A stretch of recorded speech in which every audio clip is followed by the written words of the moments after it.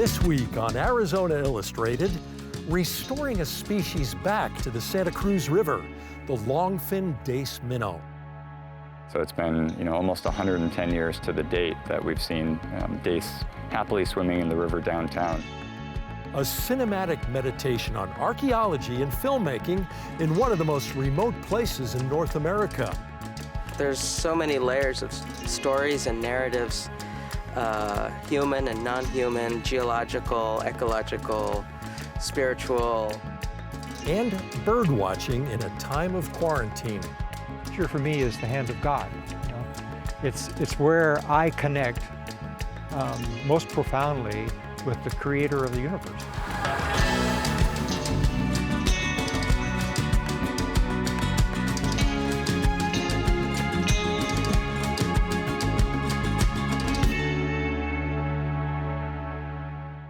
Welcome to Arizona Illustrated. I'm Tom McNamara.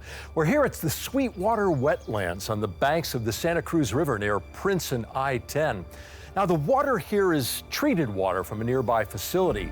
It's then filtered naturally through the wetlands and then recharges basins used at city golf courses and parks and schools. Sweetwater Wetlands is also a tranquil park where visitors can view wildlife and many species of birds in a lush riparian habitat. The longfin dace fish was once widely abundant in the Santa Cruz River. When a series of wells were installed in the early 20th century, well, the river dried up and with it, the fish. But now, Pima County, Arizona Game and Fish, and the Sonoran Institute are reintroducing the fish into its native riparian habitat. This is Longfin Dace Minnow.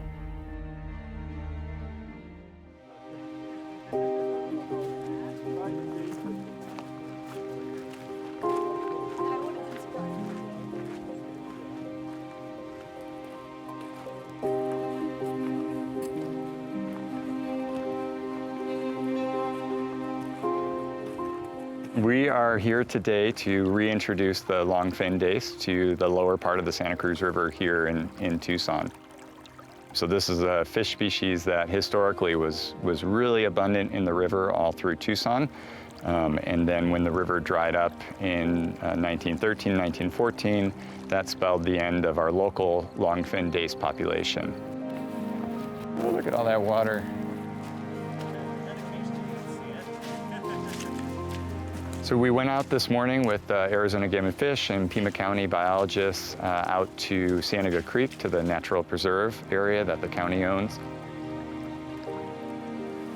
First haul, and then brought with some nets as well. So we had what are called seine nets, which are basically two poles with a long series of net in between. And a person stands on either side holding the poles and walks through the water and scoops up the fish. So we did that at Cienega Creek and captured about 600 longfin dace there, and it took about an hour and a half or so to do that. We want to keep the fish in the water as much as possible. Then we put them in the buckets and filled the buckets with water. 6, 7, 8. Put a little aerator in the bucket, a little bubbler, so the fish had enough oxygen while they were being transported in these buckets. And then hiked about a half mile back to our vehicles, and then we drove them here about a 45-minute drive. The main things you have to worry about with transporting fish are temperature and oxygen of the water. So temperature is 19.7 degrees Celsius. If the fish are in warm water when they're being transported, that gives them some stress. And when the oxygen levels are low, just like us, they have a hard time breathing. So we really want to make sure that the tanks that Arizona Game and Fish have are really well insulated to kind of keep the temperature stable and lower while they're being transported, and then the bubblers help to keep oxygen in the water. We have some buckets so you can add like a little water in. They are a little bit sensitive. I drive the same way I normally would, but I always do kind of feel like I should be like extra gentle while I'm driving the fish. It's like you have a taxi or you're like an Uber driver, but you have 600 fish. 32. Okay, 33, 34, 35, 36. If you took us and then you just kind of transported us somewhere else and it was you know, totally different conditions, we might be a little bit frazzled. So it's a lot of trying to decrease stress as much as possible, and you hope for high survival rates in their new home. So if it continues to dry before we get monsoons, those fish could potentially just dry up. So in one way, we're kind of salvaging those fish. What was the count in that bucket you just finished off, Nate? 62.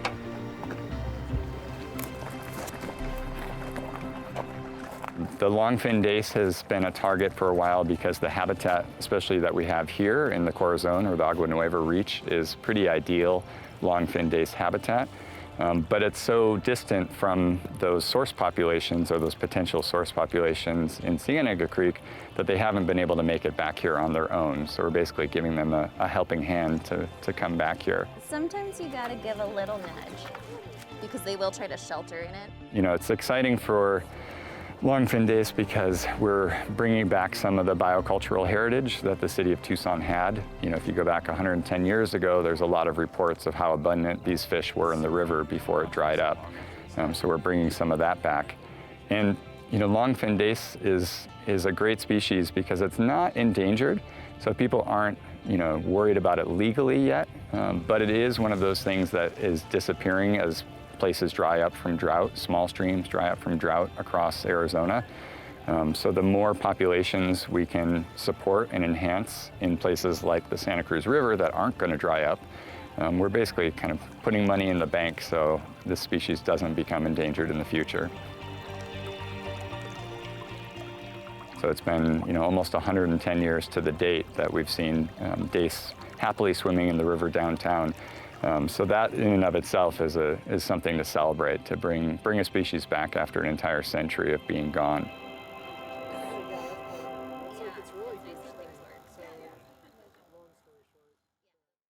Over 10,000 years ago, in the area we now refer to as the Sonoran Desert, a now extinct megafauna-like mammoth coexisted with humans. How do we know? Well, archaeologists with the National Institute of Archaeology and History in Sonora, Mexico, and with the Desert Laboratory in Tucson, journey deep into northwest Mexico to unearth evidence, looking for and creating stories in the sand.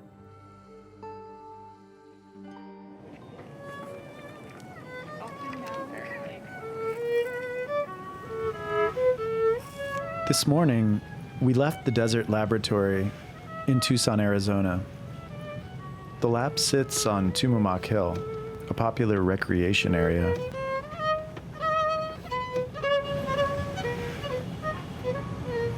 We headed to Sonora, Mexico, where we rendezvoused with archaeologists from the National Institute of Archaeology and History in Hermosillo. I've never been on any kind of scientific expedition. This is my journal of what it was like.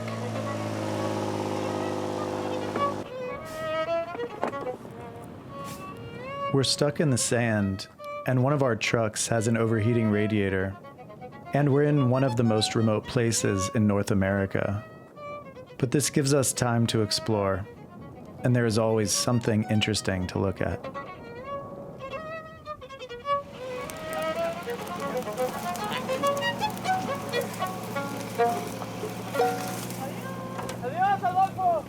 We get unstuck, and the radiator cools down, and then a few minutes later, we get stuck again, which is always a good opportunity to look at plants or look at the sunset. Pedro, do you see that line, that dark blue? The blue? Yeah. Right? So that is Earth's shadow. Oh, really? Yeah.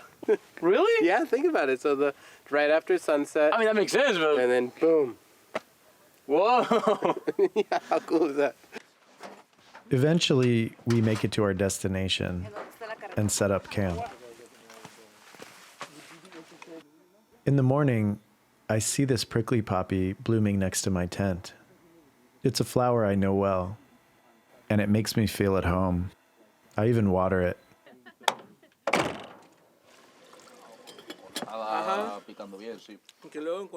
So this is a aerial overview of kind of the core site, and this shows our last field season a year ago when we were doing excavations. This right there is where the Clovis Point was found, and then here this is the vicinity of where the mammoth remains were found, including molars and tusk remnants. This is a site where 10,000 years ago, human beings coexisted with megafauna, like mammoth, species that are now extinct. The archaeologists are using drones to survey the area, and the topic of drones in documentary comes up. I say I think drone shots are overused for the most part, and they represent such an inhuman point of view. But sometimes you need that perspective to understand where you are and the scale of a place.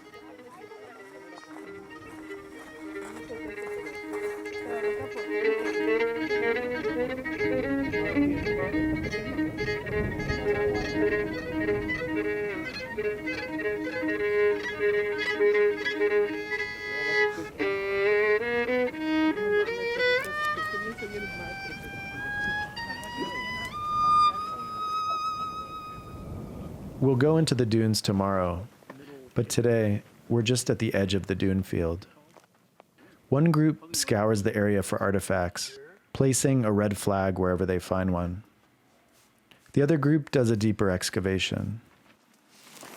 So we're recording all the data that we need to start excavation, what kind of sediments they are, if we have material on the surface to start digging. Estamos buscando las esquinas del pozo que se hizo la temporada pasada para a partir de ese trazar otros pozos de sondeo y ya hacer una cuadrícula más grande de donde se encontraron los elementos arqueológicos. Often what archaeologists are doing is they're digging with brushes. So we joke about spending a lot of our lives sweeping dirt. Every inch of the site that's excavated also has to be screened to make sure they're not missing bones or artifacts.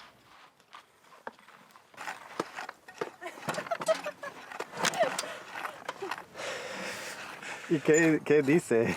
El hueso cuando se pega, pues, si lo pones aquí es hueso, pues si se pega es hueso, pues, ya. Muy científico. ¿Ah? Y la piedra no. Yeah, so we're looking for really small bones from rodents, from reptiles that you wouldn't be able to see in the bigger screens. So as we're walking around out here, trying to imagine what this was like 1,000, 5,000, 10,000 years ago. It's just so arid now, but there must have been some sort of big playa filled with water and attracted animals out here, and people too.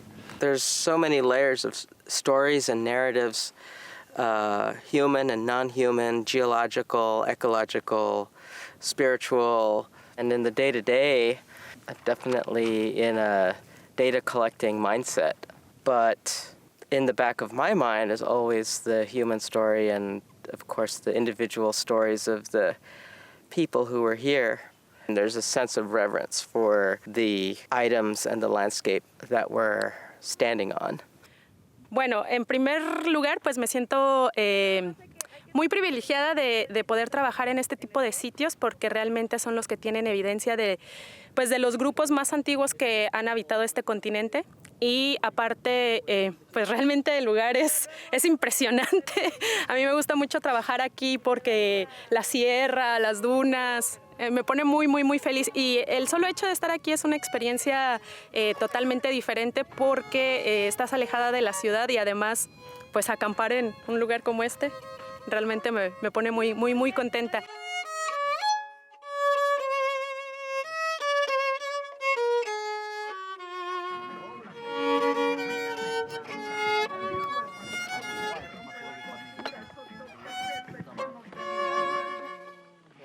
You know, scorpion fossils also luminesce. Really? Yeah. What the fuck? It's a structural glow. Yeah, structural thing, yeah. It seems like the best way to capture the feeling at night of being totally cut off from the rest of the world in this luminescent place is to take long exposure still photos and knit them together to create the illusion of movement.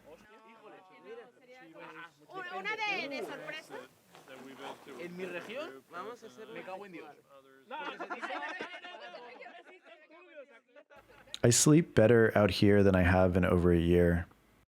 It seems like a place where anxiety can't reach.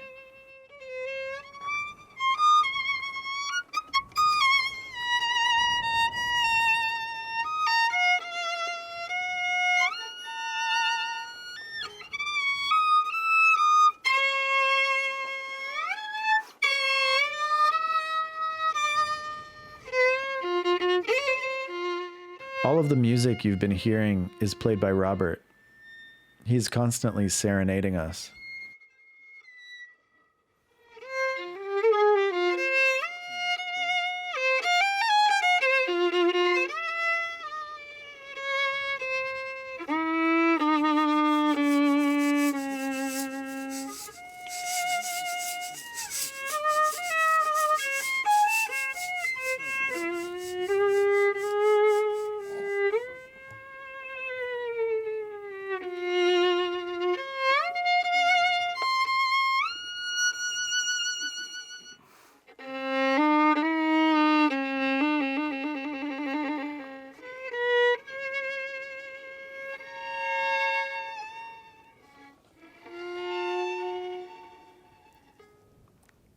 The theme of plants leading us to amazingly cool archaeological places is a serious theme with this project. So this plant is this is the remnant I'm holding of sand food, or Philisma sonori, a truly incredible desert plant. This is a parasitic plant. So what happens is these plants have these roots that go deep into the sand below, and they're tapping in to these other perennial plants and parasitizing their moisture. So when this is fresh, these stems are about yay round, white, full of water, and it's earth water. It's this beautiful, earthy, deserty flavor to the water. So we came here because I wanted to see the fresh ones, and found them. While I was doing so, Kayla and Jay got a little bored when I was freaking out after finding the sand food, and they dropped down into this bowl and then just started finding artifacts left and right.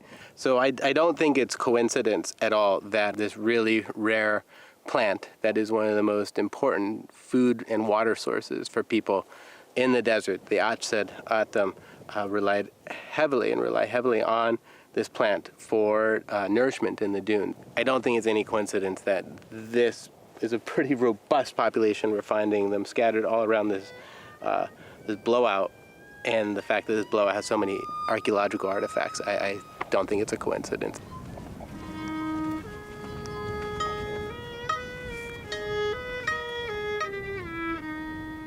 Robert tells me that these dunes are the Grand Canyon. He explains that the Colorado River eroded these grains off the sides of the canyon and carried them hundreds of miles to this area.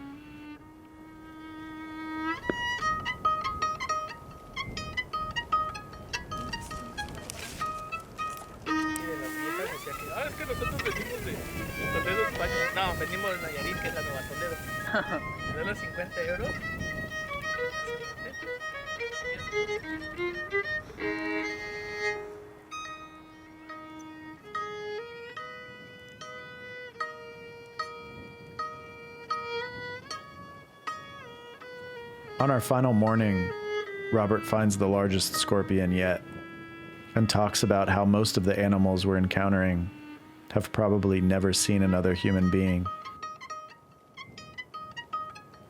Before we leave, I'm asked to take the group picture. As a filmmaker, I'm always on the outside to some degree. But that lets me see these worlds I get to drop into with fresh senses. An archaeological expedition is an interpretive dance, and a flower is an old friend. The pandemic inspired more and more people to spend time in the outdoors, and in many cases, it's opened a whole new chapter in their lives. Certainly the case for Ken Lamberton. When the pandemic hit, he was forced to quarantine on his property near Bisbee. And over time, he became more and more in tune with his natural surroundings and its many winged visitors.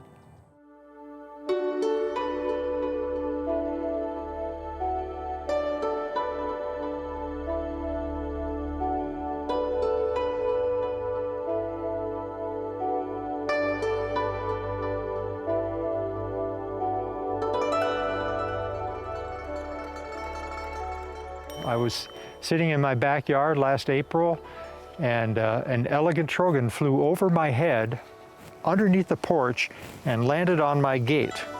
And I happened to have my camera with me, and I turned around and took some pictures, and it's like I've seen an elegant trogon here once before. That's a bird that people come from all over the country to see in, you know, this corner, the southeast corner of Arizona. My name is Ken Lamberton, and I'm an author, mostly of natural history writing. This is Banning Creek, and it's in the center of the Mule Mountains. And most people have probably seen it because they're driving to Bisbee, and they look down in this canyon, and they see this amazing place, you know, oak-draped woodland. We moved here about 12 years ago and just fell in love with the place. It's a little outside of Bisbee, so we don't get, you know, the stacked living quarters that they have in Bisbee, but we do have some neighbors.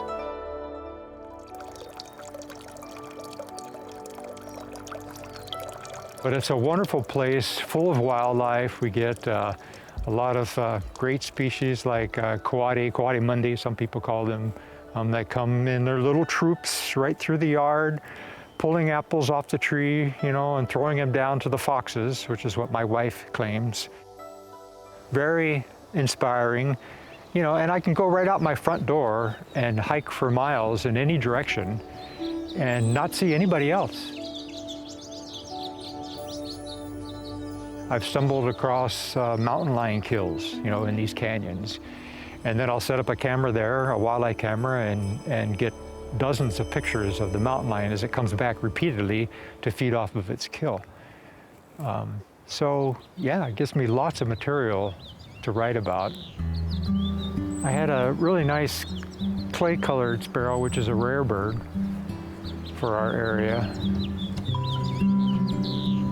When the pandemic started, my life, like a lot of people's lives, shrank down considerably. My wife and I just stopped traveling. We just stayed home. I mean, and so, you know, as a naturalist and, you know, a person who writes about natural history, I was kind of casting about looking for, you know, what to write about. And it was my daughter, who's a wildlife biologist, put me onto this blog called Substack. And she said, you know, Dad, you make all kinds of journal notes and writing about your home. Why don't you blog about the birds you see in your yard, you know? And so, I mean, that kind of clicked. And I looked up the platform, and it looked interesting, and so I started contributing to it. My blog is called The Big Yard, and originally it was called The Big Yard Birdwatching in a Time of Quarantine. And now I've altered the title a little bit. It's still called The Big Yard, and now it's The Big Yard Notes of a Pajama Birdwatcher. And so it's the pajamas, right? Because I can sit in my yard, I don't have to change clothes, I can drink my coffee, I can take pictures of birds, and it works, you know? The pajama birdwatcher, why not? As long as I'm capable, I'll keep pushing through with it. I really enjoy it, you know? Putting words on the page, that's what I do. Mostly I take thousands of pictures that I delete. But once in a while I get lucky and get one that's actually in focus and looks halfway decent, and those I keep. Sparrows, tanagers, orioles, yeah, 167 or so species, you know. Doves calling, I hear dove calling right now. That's the other thing about bird watching. It's not so much bird watching as bird listening. Notice what's around you, you know. Somebody just sent me a note on my blog about that. She said, how do you find these things? Or what is it about noticing wildlife? And so I've been thinking about that a lot lately. I think first of all, we're kind of attuned to see things when they move. And so it's a matter of paying attention, right? You see something move, look at it. if you don't know what it is, that doesn't really matter. You know, just get a good look to see what it is and figure out maybe later what it might have been. I was raised Catholic and my wife was raised Baptist, so that was a really odd combination to begin with. But we're both very spiritual people, and for me, I mean, nature for me is the hand of God. You know, it's where I connect most profoundly with the Creator of the universe.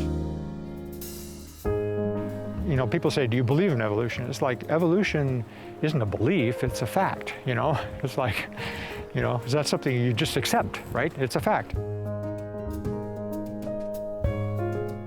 To me, this touches me in spiritual places for sure.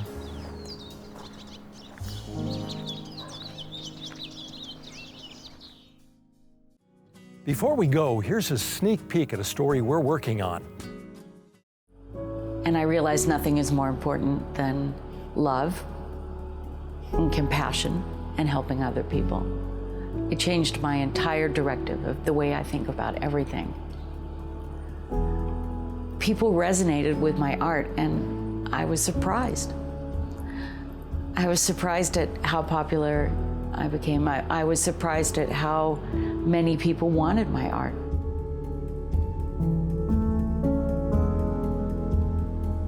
I have 51,000, almost 52,000 followers on Twitter. That's where the majority of my time is spent, on social media. I like lifting up other artists and helping promote them. I relate to people who are artists because I think the best art comes from human suffering. Like what you see on Arizona Illustrated? Visit our webpage at azpm.org to watch and share stories from this and previous episodes. And like us on Facebook, where you can watch stories, comment, and share your own story ideas. You can also follow us on Twitter and Instagram.